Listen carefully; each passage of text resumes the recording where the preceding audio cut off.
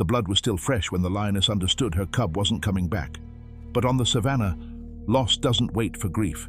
And sometimes, survival demands alliances that defy every written rule. What most people think they know about lion coalitions is a clean, orderly version, almost a fairy tale of brothers bonded by blood who rule together forever. That story is beautiful, but it's a lie the savanna has corrected with claws and teeth. The truth, the one documentaries rarely show, is far more brutal and, in some ways, far more fascinating. Because there was once, in a stretch of land marked by drought and desperation, two males with no family bond whatsoever. They didn't share a single drop of blood, not a single common ancestor. They were strangers, potential rivals, condemned by the unwritten rules of dominance to fight or to ignore each other. And yet, they did the unthinkable. They formed a coalition. The first crack in the official version appears when you look at the average duration of a coalition between related lions. Brothers who grow up together, raised in the same pride, sharing the same mane and the same scars from childhood. Their loyalty is expected to be unbreakable. But the numbers tell a different story. Field studies in the Serengeti over more than 3 decades show that coalitions of brothers, those where the blood bond should be the strongest glue, break apart at an alarming rate. Nearly 40% of these fraternal alliances don't survive the second year of territorial dominance. They fight over females, over access to prey, over leadership in the hunt. Blood, it turns out, isn't enough to hold two beasts together when both have the same instinct for power. But here's the paradox that upends everything you thought you knew. The one researchers call the anomaly of unrelated coalitions. While blood alliances crumble frequently, coalitions formed by two males who share no blood, who met for the first time in exile, who had no genetic obligation to each other, show a rate of success and longevity that defies the most basic Darwinian logic. This isn't an isolated case. In the Masai Mara National Reserve, at least 5 such coalitions were documented between 1982 and 2012. Males who were not brothers, who didn't know each other as cubs, who joined out of pure strategic necessity in the darkest moment of their individual lives. And what they did next rewrites the rules of dominance on the savanna. Imagine this. You're a young male lion, driven out of your birth pride at around 2.5 years old.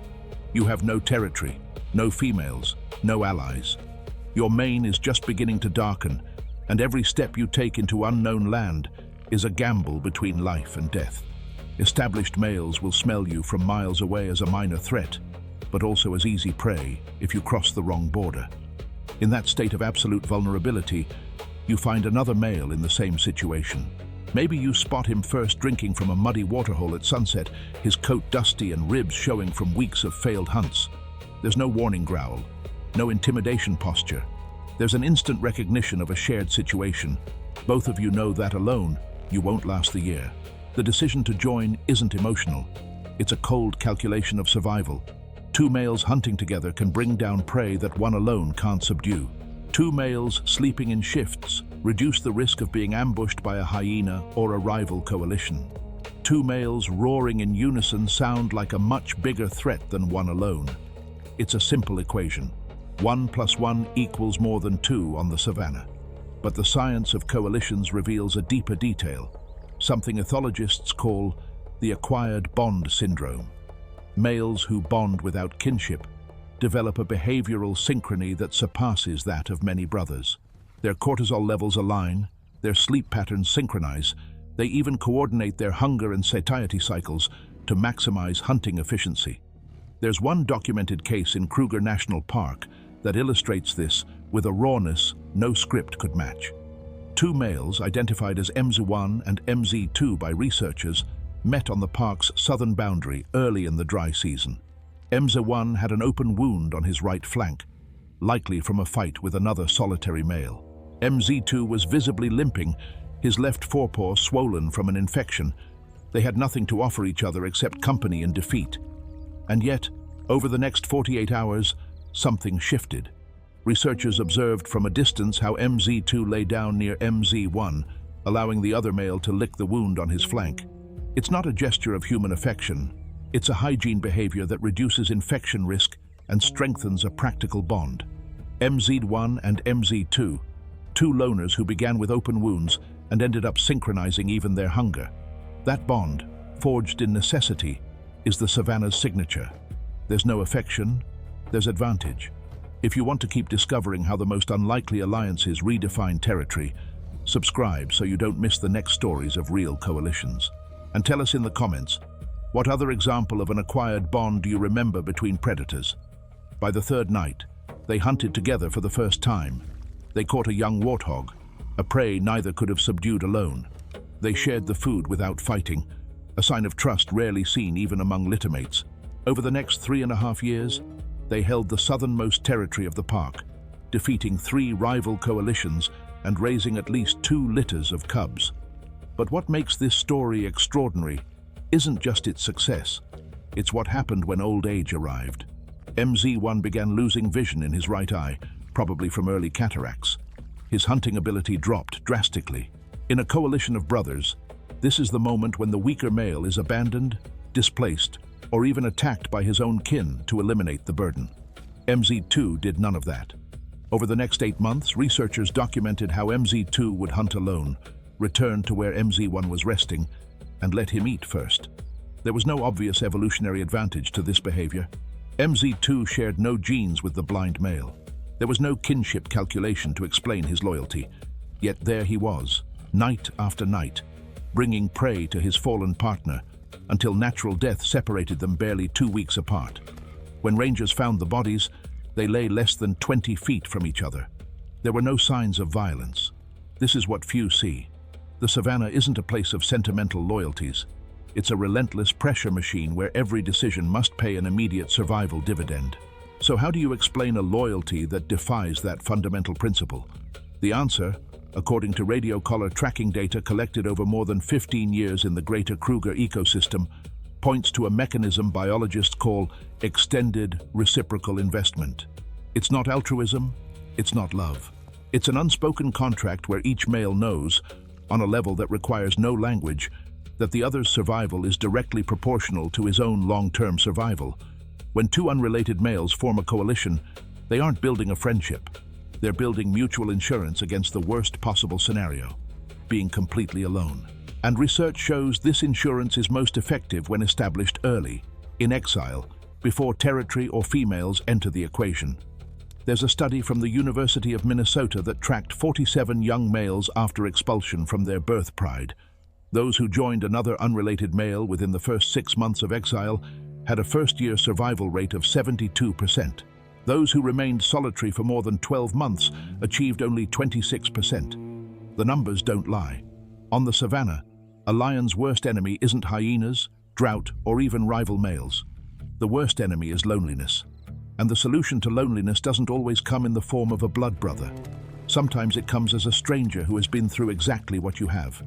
The lioness who loses her cub has no time for grief because hunger doesn't wait. And the exiled male who finds another male in the same misery has no time to wonder if they're family. The savanna only asks one thing: are you going to fight at my side, or are you going to fight against me? If what you've heard so far resonates somewhere inside you, stay. Because what comes next isn't just the story of 2 lions.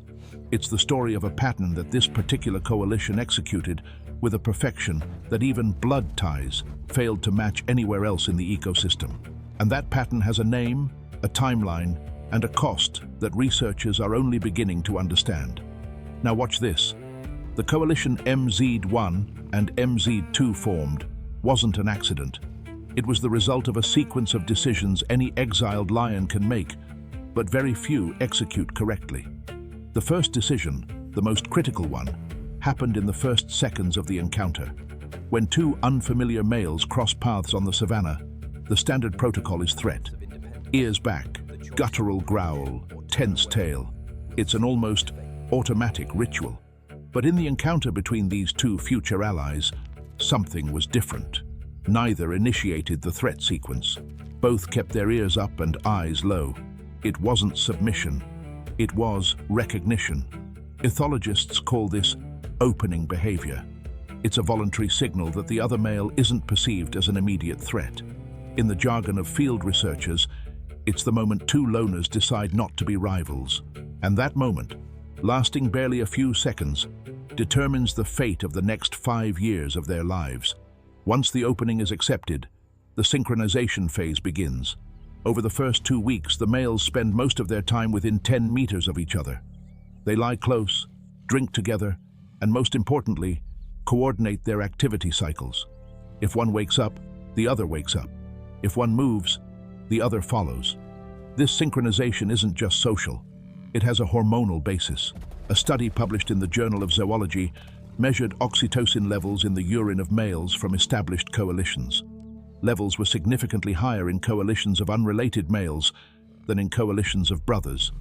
Oxytocin, the social bonding hormone, acted as the chemical glue that replaced the lack of genetic kinship. But synchronization has a limit. A moment comes when the coalition must prove its worth on the battlefield. And this is where most unrelated alliances break. The first joint fight is the trial by fire.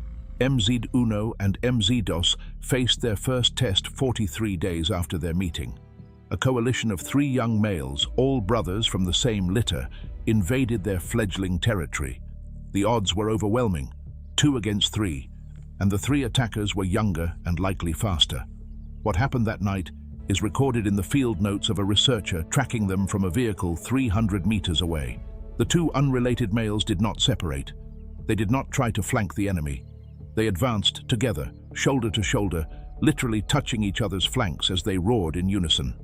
The researcher wrote that they looked like 2 halves of a single beast. The sight of 2 males moving as one, flank to flank, roaring together against 3 enemies without hesitation. That is the kind of moment the camera catches once in a season.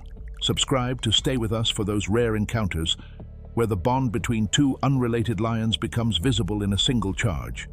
And in the comments, drop the phrase, shoulder to shoulder, if you have ever witnessed a pair that moved as one. The coalition of 3 brothers stopped 20 meters away. There was a moment of hesitation, of disorganization. The brothers looked at each other, searching for a leadership signal that never came. Instead, the 2 unrelated males kept advancing without pause. The 3 brothers retreated. Not a single bite was exchanged, not a single drop of blood was spilled. The lesson the researchers drew from this encounter was subtle but profound. Coalitions of brothers often lack clear leadership. Each male feels he has the same right to decide, which creates micro-pauses of indecision at critical moments. Unrelated coalitions, on the other hand, establish an implicit hierarchy almost immediately. One leads, the other follows. In the heat of battle, there is no time to debate who is right. In the case of MZ1 and MZ2, the leader was never the strongest. MZ1 was larger, with a darker mane and greater muscle mass, but leadership fell to MZ2, the one who arrived limping at their meeting. Why? Because MZ2 displayed a critical behavioral signal. He never looked away from a threat. His gaze was constant, his posture unyielding. MZ1, despite his size, averted his gaze more often. The savanna does not choose leaders by size. It chooses them by the firmness of their decision. And that firmness is not inherited. It is built in the solitude of exile. But the story of these unrelated coalitions holds an even darker twist, a revelation that changes everything I just told you. Because while loyalty between strangers can surpass that between brothers, it also carries a price that blood never demands. And that price is paid when the coalition faces its greatest test, the arrival of a new generation. When 2 unrelated males dominate a territory and sire cubs, something changes in the chemistry of the alliance. The cubs are genetically different. Each male sees in the other's cubs a potential threat to the survival of his own genes. The oxytocin bond must now compete with the most primitive instinct of all, the transmission of one's own DNA. This is where most unrelated coalitions break. But the coalition of MZ1 and MZ2 found a solution that researchers are still trying to understand. They did not eliminate each other's cubs. They did not compete for exclusive access to the females. They established a mating rotation system that both females in the pride respected. Paternity data, confirmed by genetic analysis of hair samples collected over 3 years, showed that each male sired roughly the same number of cubs. There was no reproductive dominant. There was an equitable distribution that no other documented case has replicated with such precision. And here is where the narrative becomes uncomfortable. Because this behavior, this perfect cooperation between 2 strangers, directly contradicts the theory of kin selection that has dominated evolutionary biology for decades. According to that theory, animals favor their relatives because they share genes. The closer the kinship, the greater the benefit of cooperation. But these two males demonstrated that cooperation can reach equally high levels, even higher, without a single drop of shared blood. The implication is dizzying. Cooperation is not a byproduct of kinship. Kinship is just a shortcut to cooperation. And when that shortcut is unavailable, necessity can build a bridge just as strong. If you have ever built an alliance with someone who was not your blood, not your name, not your history, but who stood by you in your darkest moment, you know exactly what I am talking about. The savanna only reflects what you already know on some level. The bonds we choose can be stronger than the ones we inherit. Yet there is a detail most people overlook, a detail that appears in the records of the last year of the MZ Coalition's life. And that detail is the key to everything that is coming. Because when MZ Uno lost his sight, something else was happening in the shadows of the territory that neither male could control. And just when it seemed that loyalty between strangers had triumphed against all odds, fate was dealing them a card no one had seen coming. A card written in the language of the savanna, where the unwritten rules always end up prevailing over any exception, no matter how heroic it may seem. The smell arrived first, before any sound or any visual signal. It was a metallic scent, mixed with the dry dust of the season that did not belong to any known prey. Mzados detected it more than 2 kilometers away, with the wind in his face as he returned from a failed night hunt. It was not warthog blood, nor wildebeest, nor zebra. It was a scent that any male lion recognizes the moment he smells it, even if he has never smelled it before. It was the smell of another male, of several males, of a whole coalition moving along the northern boundary of the territory that MZ Uno and MZ had defended for more than 3 years. The researchers tracking the MZ coalition recorded that moment with almost surgical precision. MZ stopped dead at 3:15 in the morning. He lifted his head, contracted the muscles of his muzzle, and held that posture for almost 4 minutes without moving. Then, without haste, without panic, he changed direction and began to walk back toward where he had left MZ Uno. There was no warning roar, no frantic territorial marking. There was a silent decision that ethologists call tactical withdrawal.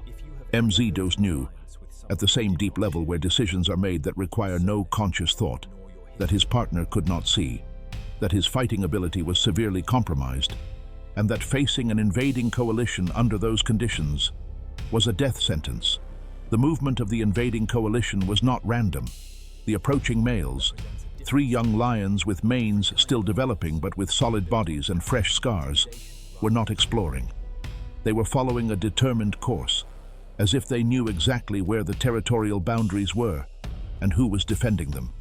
This is what documentaries rarely show. Territorial invasions among lions are not improvised assaults. They are reconnaissance operations that can last weeks, sometimes months, where the invaders assess the defender's strength, the health of the females, the number of cubs, and the presence of weak points in the perimeter. The invading coalition had been watching. They had seen MZ Uno move slowly, trip over roots he used to dodge effortlessly, stray from his path at dawn when the low light further reduced his vision. They had seen MZ hunt alone, return with small prey, spend more time than usual near his partner, and they had reached a conclusion that no lion needs to formulate in words. The MZ coalition was vulnerable. The era of their dominance was coming to an end. When MZ reached MZ Uno, the sun was beginning to tinge the horizon a deep orange. The 2 males met on a small rocky outcrop, a high point from which much of the territory they had controlled for 1,200 days could be seen. MZ Uno was lying down, his head turned east, his eyes half closed. There is no record of what happened at that meeting. The researchers could not get close enough without interfering. But long-distance observations showed that MZ lay down beside his partner, gently licked the area around his blind eye, and remained there, motionless, for more than 2 hours. The bond between these 2 males, built on years of shared hunting, of shared fights, of alternating nights of vigilance, had reached a level of integration that biologists describe with a technical term, co-regulation. When one was stressed, the other calmed him. When one hesitated, the other decided. When one failed, the other compensated. They were 2 nervous systems functioning as one, but co-regulation has a limit. It cannot stop an invasion. It cannot rejuvenate an aging body. It cannot restore sight to an eye that no longer sees. On the third day after detecting the scent, the invaders appeared. There was no stealth this time. They advanced through the center of the territory, roaring at regular intervals, marking every tree and every rock with their scent. It was a declaration of open war, a challenge that no dominant male could ignore without losing his status forever. Exile was ready to defend his partner to the end, but co-regulation has a limit, and the battle was about to define the fate of them both. If you want to know how this story ends, subscribe so you don't miss the resolution of this confrontation, and tell us in the comments, do you think Exile can keep the invaders away, or will the bond between these males break tonight? Exile rose first. He placed himself between the invaders and Uno. His mane bristled, his tail tensed into a rigid arc. He let out a roar that the researchers described as different from any they had ever heard. It was not a roar of intimidation. It was a roar of final warning, of absolute limit. The three invaders stopped 50 meters away. The leader of the invading coalition, a large male with a torn ear and a scar crossing his muzzle, stepped forward 2 paces and answered with his own roar. It was stronger, more sustained, younger. The confrontation lasted less than a minute. Uno got up slowly. His head moved from side to side, searching for a source of sound that his eyes could no longer provide. But his body remembered what his brain could no longer see. He positioned himself next to Exile, his flank pressed against his partner's flank, exactly as they had done in their first fight together. The invaders watched. They calculated, and then they did something the researchers did not expect. The leader turned around and began to walk back north. The other 2 followed him without making a single sound. It was not a victory. It was a postponement. The invaders had retreated, but not out of fear. They had retreated because they had seen what they needed to see. The MZ coalition was still united, still ready to fight. But the cost of that fight for both sides would be too high at that moment. The invaders would wait. Young lions learn early that impatience kills more than hunger. They would wait until old age did its work, until Uno's blindness became absolute, until Exile could no longer carry the weight of 2 bodies, and then they would return. The tracking data revealed that the invading coalition never truly left. For the next 6 weeks, the 3 males prowled the edges of the territory, appearing and disappearing like shadows, slowly wearing down the MZ coalition's defenses. They didn't attack. They simply stayed present, a constant presence, like a background hum you can never quite ignore. This prolonged harassment is a recognized pattern in coalition dynamics. It's called resistance erosion. It requires no fight. It works by depriving the defender of sleep, of rest, of the ability to hunt without looking over his shoulder. Every night the invaders roared from a distance. MZ1 and MZ2 lost hours of rest. Every day the invaders marked a nearby tree. The 2 males had to patrol the territory to reinforce their own scent marks. Erosion works because time is always on the invader's side. The defender must maintain everything, all the time. The invader only needs to wait for the right moment to take a small piece. And it was in this context of constant attrition that the decisive turn came, the one no researcher had predicted, the one that shattered every documented pattern of coalition behavior on the savanna. MZ1 made a choice. No one knows exactly when it happened. The GPS collar data shows a behavioral shift on the night of the 47th day of the siege. MZ1 stood up, walked directly north toward where the invaders had last been sighted, and stopped at the exact boundary of the territory. MZ2 followed him, confused, trying to block his path. But MZ1 did not stop. Over the next 3 days, the blind male performed what researchers call a farewell pilgrimage. He visited every key point of his territory, the watering hole where he had first drunk with MZ2, the hill where they had defeated the 3 brothers, the clearing where they had witnessed the birth of their first litter of pups. At each stop, he would lie down, sniff the air, and remain motionless. It was not behavior that biologists could explain with metrics of survival or energy efficiency. It was something that defied the language of data and demanded, in silent screams, to be understood in other terms. At dawn on the 4th day, MZ1 and MZ2 vanished from the territory. There was no final battle. There was no farewell roar. The GPS collars showed them moving together in a straight line toward the east, away from everything they had built. They left behind the territory, the females, the pups. They left behind everything. The invaders entered the empty territory the next day. They met no resistance. They took control of the pack, marked the trees, and began to establish their own order. To the savanna, the transition was seamless. The system replaced itself as it always had. But for the two males walking east, the story was not over. It had simply changed form.